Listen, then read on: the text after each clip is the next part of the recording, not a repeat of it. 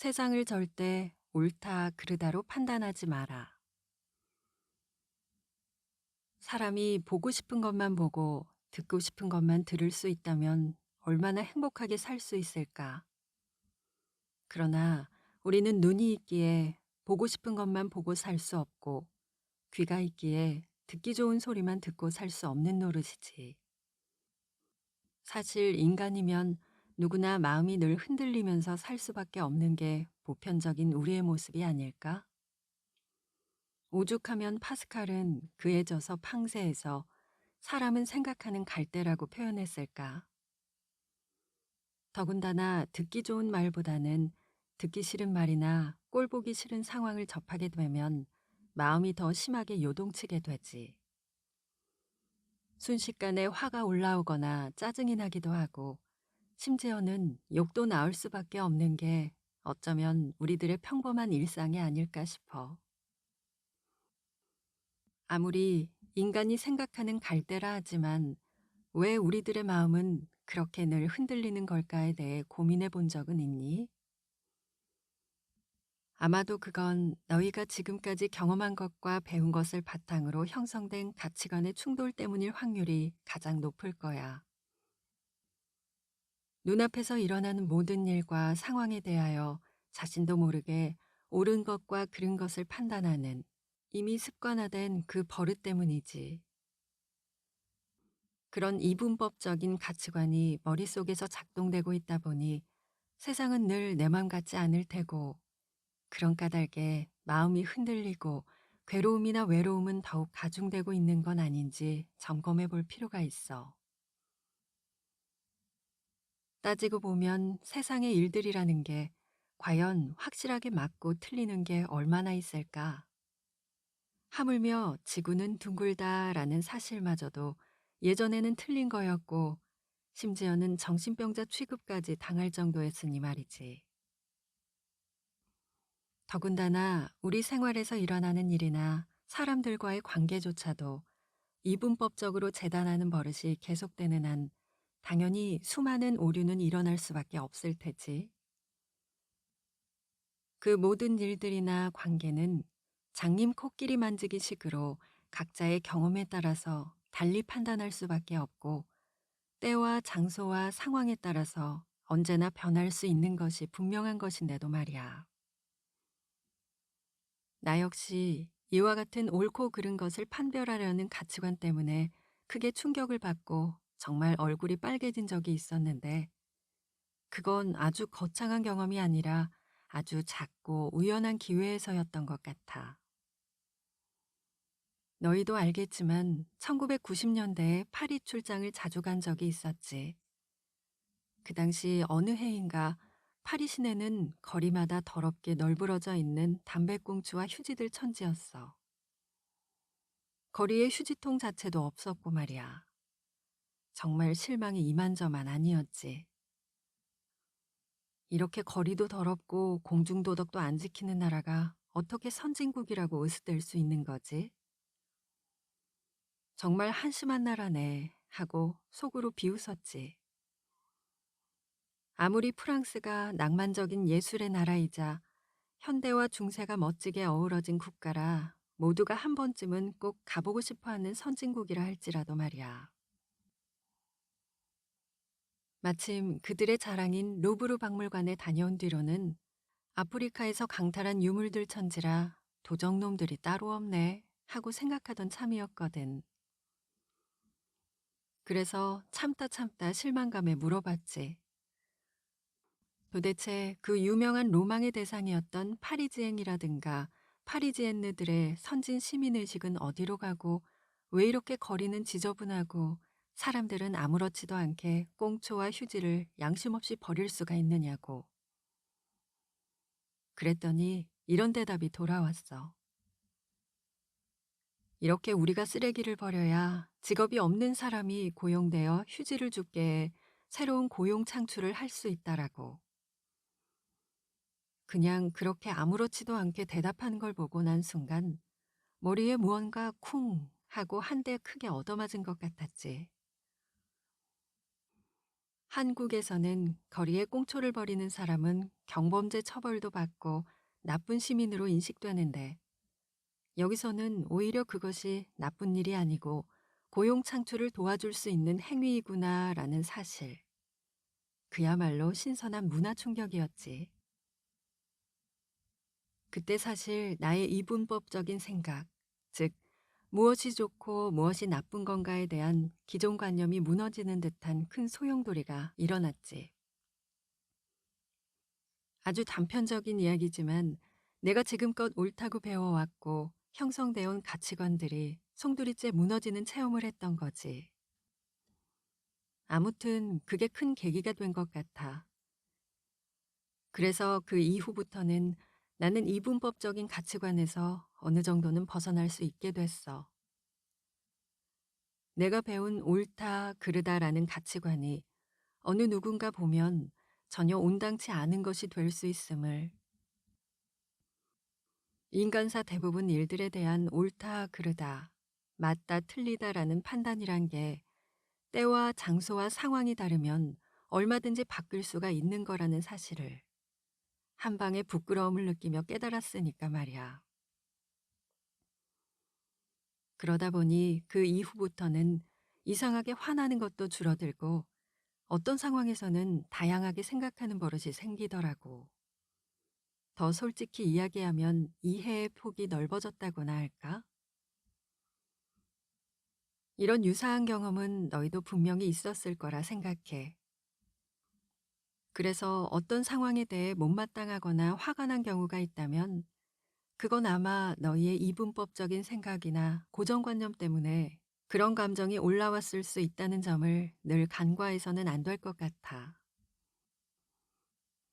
옳다, 그르다라는 두 가지 잣대를 들이대면 사실 내 가치관과 다른 사람들의 생각은 다 옳지 않은 것이고 틀린 거라 생각하게 되거든.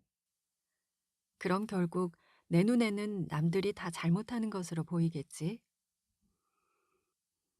이 점이 바로 이분법적인 가치관을 가진 사람들의 큰 딜레마야.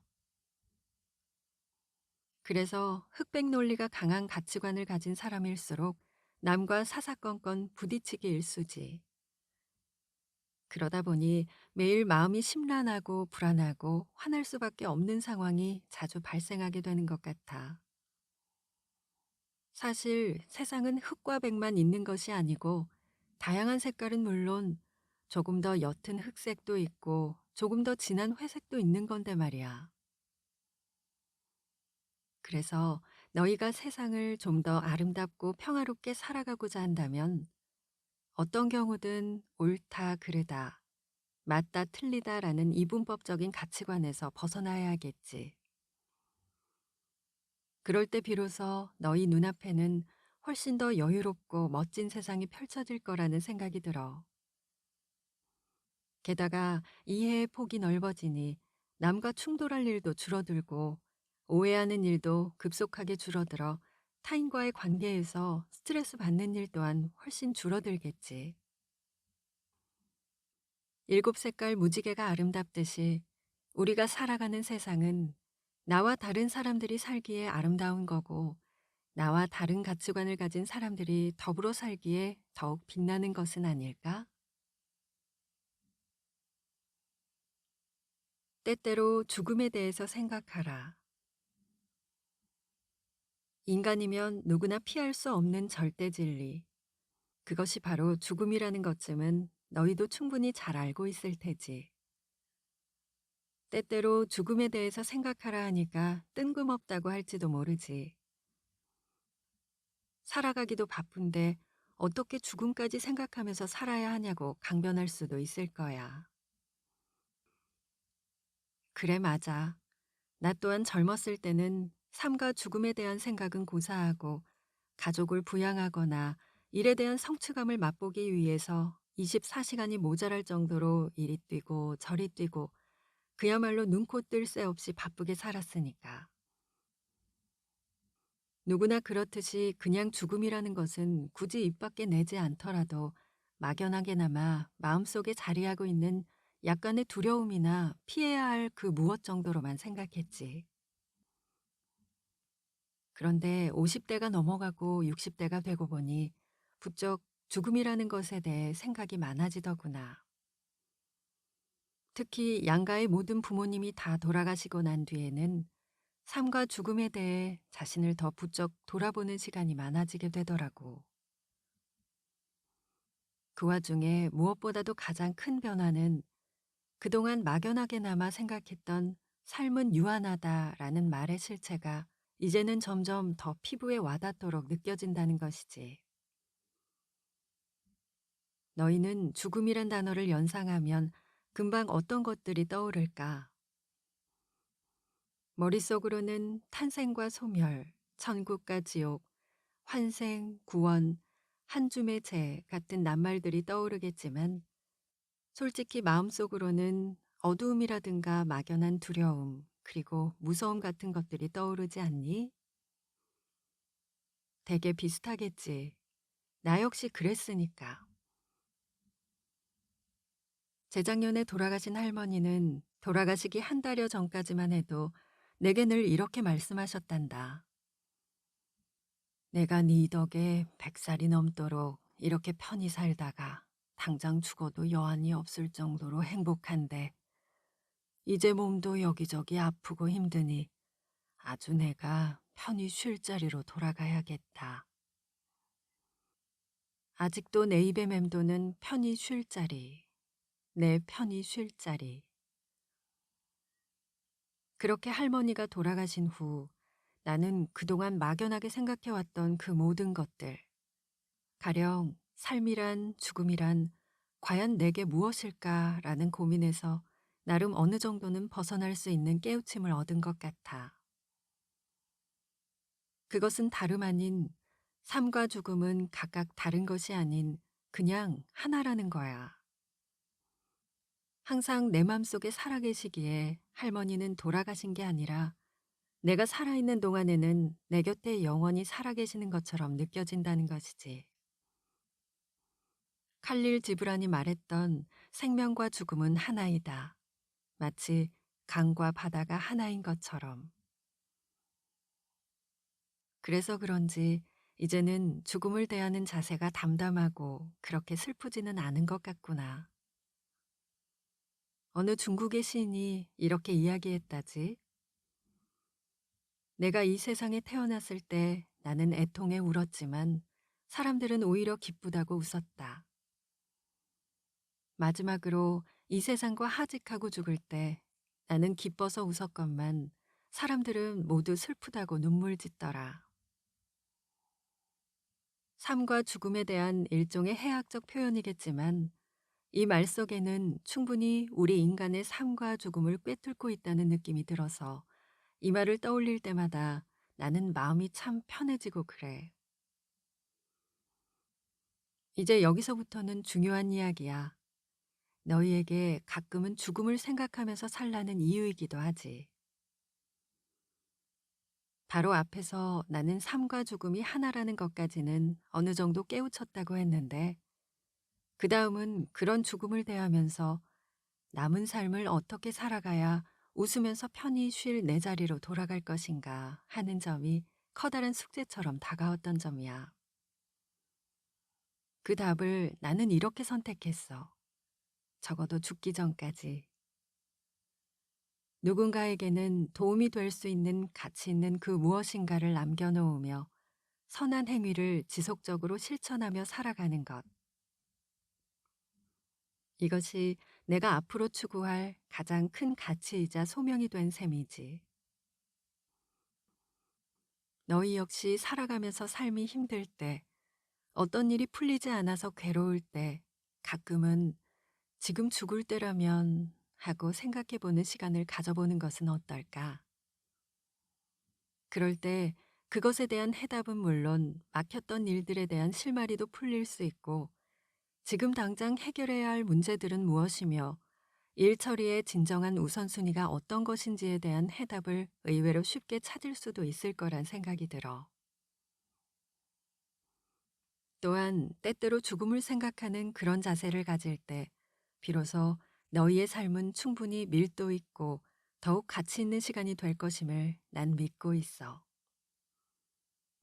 그런 거 보면 죽음에 대한 생각은 결코 염세나 비관이 아닌 새로운 삶의 동력을 제공해주는 생명력과 생각의 전환점을 만들어주는 아주 근사하고 멋진 기회의 순간이 되는 것이기도 하겠지. 결국은 삶과 죽음은 하나. 길다면 길고 짧다면 짧은 우리들의 인생길. 그리하여 죽음에 이르러 한 자락 후회가 남지 않도록 매 순간 너희들의 삶이 온전히 행복해질 수 있도록 끝까지 힘을 다해 함께 노력해보자. 그리고 당당하게 세상을 살아나가자.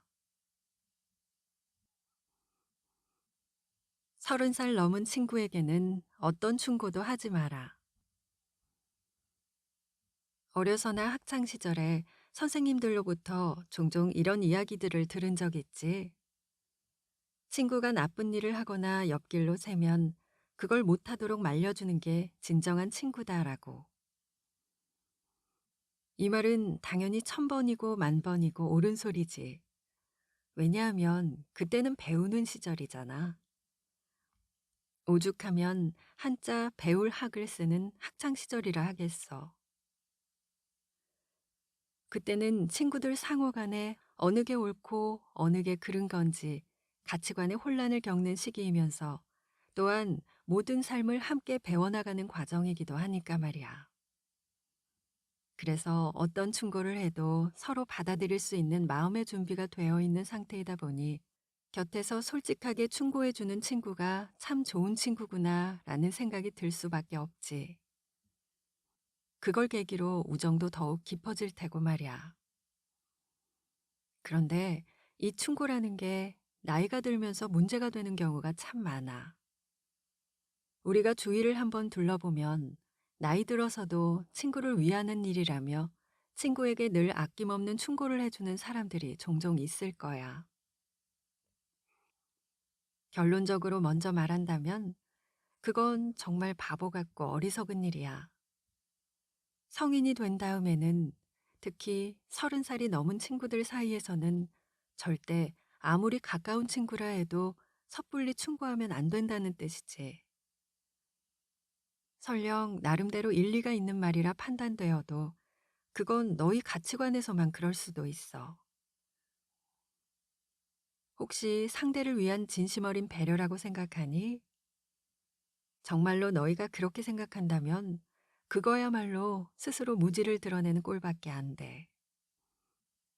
왜냐하면 거기에는 상대에 대한 존중과 배려라는 아주 중요한 핵심 개념이 빠져 있거든. 어찌 보면 비뚤어진 사고의 작동으로 상대와 나와의 동일시 심리만 작용하고 있는 건지도 모르지. 아무리 친한 친구라 해도 사람은 본디 서로 다를 수밖에 없다는 것을 인정하지 않는 폐쇄적인 사람임을 자인하는 꼴밖에 안 되는 거고. 진정한 배려란 사실 상대방이 기분 좋아야 하고 상대방이 진실로 고마운 감정을 느껴야 하는데 친구 사이에 섣불리 충고를 할 경우에는 오히려 말싸움으로 끝날 확률이 높아. 사실 너희가 하는 충고나 배려라고 하는 게 상대방의 입장에서 보면 그냥 잔소리로만 들릴 수 있어. 아니면 너희가 더 우월하다고 착각하는 정신 나간 소리로 들리든지. 그래서 친구는 굳이 말싸움하는 것이 싫으니 겉으론 그래 그래 하지만 속으로는 네 말을 인정도 안 할 뿐더러 너나 잘하세요 라는 반발 심리를 갖게 될 게 뻔하지 않겠니? 사람은 통상 30살이 넘어가면 대부분 비교적 상식과 교양을 가지고 나름 자기 스스로 세상을 잘 헤치며 살아가고 있다고 생각하거든. 그런데 느닷없이 가치관을 바꾸라 하면 얼마나 황당할까? 그 친구도 분명 너희에게 하고 싶은 충고들이 많은데 안 하는 것일 수도 있잖아. 괜스레 원하지도 않는 충고를 하여 관계를 해치기도 싫고 자기 생각이 다 맞는 것이 아니니 너 스스로 답을 찾기를 바라는 거겠지. 엄밀한 의미에서 보면 이게 진정한 존중과 배려 아닐까? 나이가 50대가 지나고 60대가 되어 보니 사람들은 자신만의 기본적인 생각과 사고들은 전혀 변하지 않더라고. 오랫동안 친구들을 보아도 젊었을 때랑 똑같아. 변한 게 없어. 긍정적으로 본다면 오히려 그러한 변치 않은 사고를 바탕으로 젊었을 때는 보이지 않던 나름의 개성과 자존감을 가지고 다들 열심히 잘 살아가고 있는 게 보이더라고. 그러니 서른이 넘은 사람에게는 절대 앞으로 충고 같은 건 하지 말았으면 좋겠어. 입이 근질근질하여 충고할 일이 있거든 오히려 반대로 그 친구의 좋은 점과 그 친구로부터 너희가 배우는 좋은 점을 이야기해 주는 게 좋아. 그것이 오히려 서로 함께 존중하며 더욱 성장하고 발전할 수 있는 좋은 기회가 될 수 있어. 30살이 넘은 친구라면. 딱 한 가지 예외는 있어. 만일 상대방이 너희에게 이 경우 어떻게 하는 게 좋겠냐고 물을 때, 그때는 그 친구에게 진심과 성심을 다해서 반드시 본 대로 느낀 대로 너의 의견을 과감하게 이야기해 줘야 해. 상대방이 원할 땐 그게 진정한 배려고 존중이거든. 살아보니 아무리 훌륭한 사람이라도 인간이기에 모두 다 장단점을 가지고 있더라고. 그게 많으냐 적으냐의 차이 정도지. 그래서 변하지도 고쳐지지도 않을 그러한 점을 충고한다는 건 정말 나는 좀 모자라는 사람이요 하고 상대에게 고백만 하게 되는 셈인 거지. 사기로 유명한 사마천이 쓴 보임소경서를 보면 이러한 이야기가 나와. 남자는 자기를 알아주는 사람을 위해 목숨을 바치고 여자는 자기를 예쁘다고 하는 사람을 위해서 용모를 꾸민다. 이게 다 무슨 말이겠어?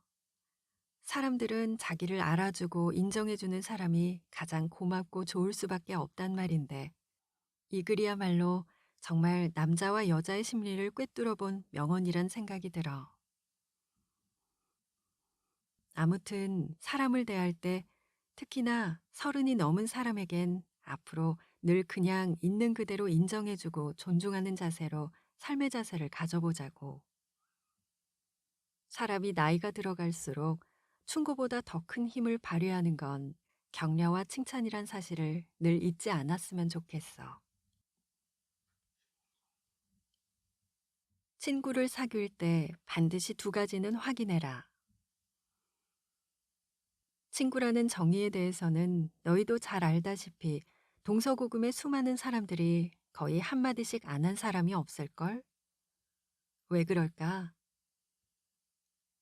그것은 애써 부정하려고 해도 우리가 살아가면서 아마도 친구보다 더 내 삶에 직간접적으로 많은 영향을 끼치는 관계는 거의 없기 때문일 거야. 그만큼 친구 관계가 중요하다는 말이겠지? 사실 60인생을 살아보니 내 마음에 쏙 드는 좋은 친구를 만나는 것은 정말 하늘의 별 따는 것보다도 더 어려운 것이더구나. 그러기에 오죽하면 진정한 친구 한두 사람만 가져도 그 사람은 성공한 인생이다라고 했을까. 특히 학창 시절에는 선생님들께서 그런 말씀들을 많이 하셨지.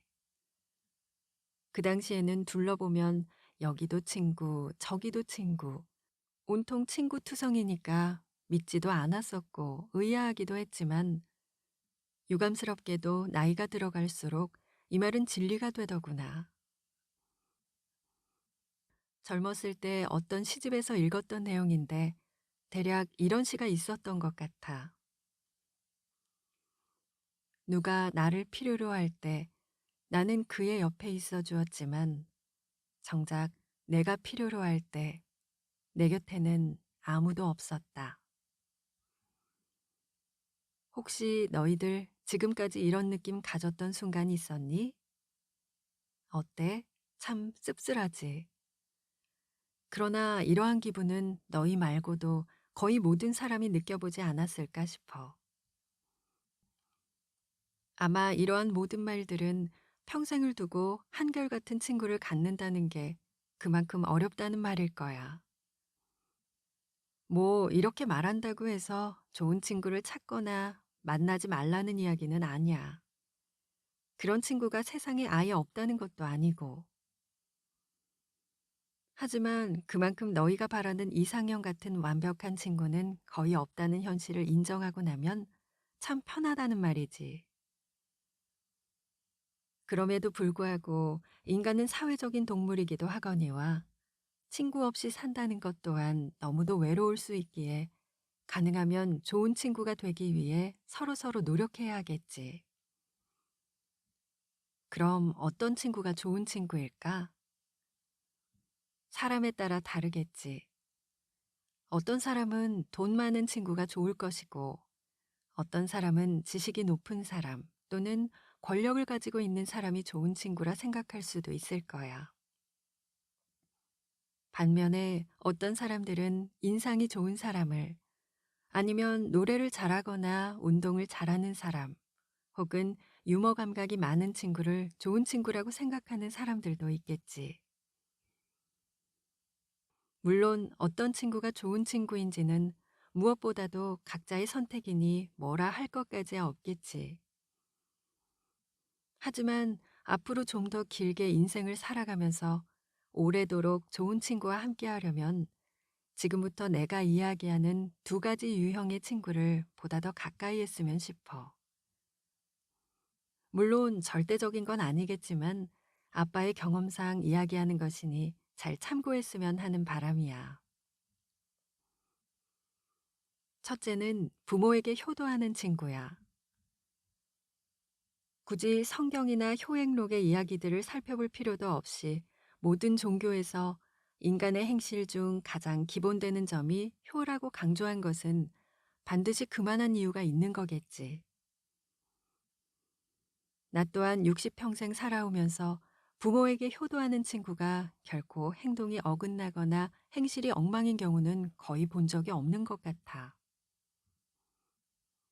거꾸로 보면 부모에게 막대하는 친구들은 본인의 상황이 달라지는 것에 따라서 아무리 오래된 친구라도 아무렇지도 않게 배반하거나 심지어 함부로 대하곤 하는 것을 수도 없이 봐왔지.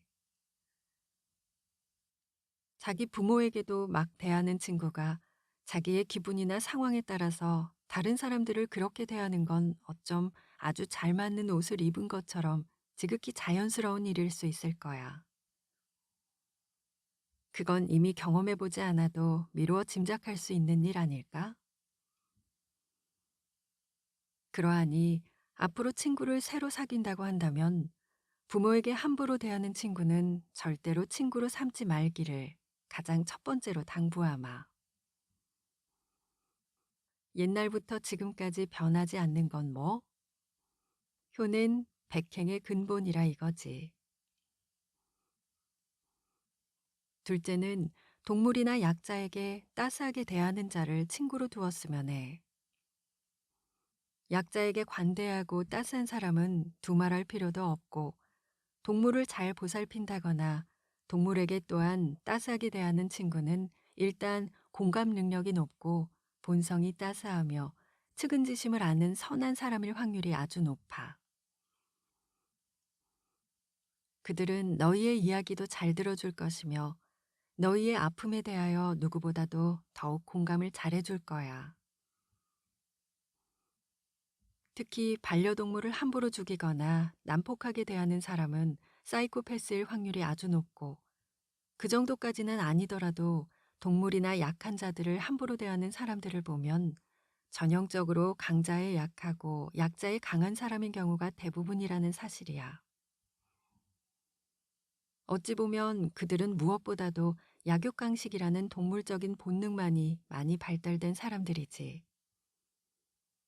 그가 아무리 돈이 많건 아무리 많이 배웠건 또한 아무리 인물이 뛰어나건 관계없이 그런 친구가 주변에 있거들랑 눈에 안 띄게 서서히 그들과의 관계를 줄여나갔으면 해. 외국에서 뉴스에 나오는 수많은 희대의 살인마들을 조사해 본 결과 거의 예외 없이 사전에 동물 죽이는 것과 학대하는 행동을 아무 죄책감 없이 무슨 놀이처럼 했다고 하더라고. 그들에게 약자는 그냥 동등한 인간이 아니라 놀잇감 정도일 확률이 높아. 이건 우리나라도 예외는 아니지. 그래서 권고하건대 동물을 학대하는 자들이나 어떤 동물이든 자기가 싫어한다고 괴롭히거나 하찮은 생명 취급하는 자들, 그리고 약자를 괴롭히고 함부로 대하는 자들과는 함께 오랜 친구로 동행하는 것은 절대적으로 삼갔으면 해. 결론적으로 너희가 완전하지 않듯이 다른 친구도 완전하지 않기에 친구를 새로 사귈 때 다른 점은 굳이 까다롭게 따질 필요는 없어요. 하지만 이 두 가지는 반드시 유념해서 살펴볼 수 있기를 거듭 당부하마. 그가 부모에게 어떻게 대하는가를, 그가 동물이나 약자에게 어떻게 대하는가를.